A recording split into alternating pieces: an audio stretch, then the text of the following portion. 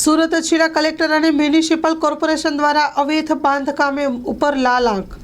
સરકારી જમીન ઉપર મંજૂરી વિના ઊભો કરવામાં આવેલ સ્ટ્રક્ચરને પાડી પાડવા માટે આદેશ.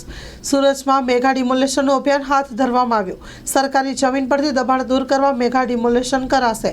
સ્ટોરી રિપોર્ટ બાય સુરતથી સતીશ કુંભારની સાથે કેમેરામેન ચિંતન ગજેરા.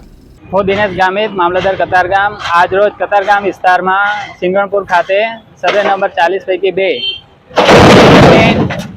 અંદાજે 350 ચોરસ મીટર જેટલી જગ્યા ગેરકાયદેસર દબાણ થયેલ હતું.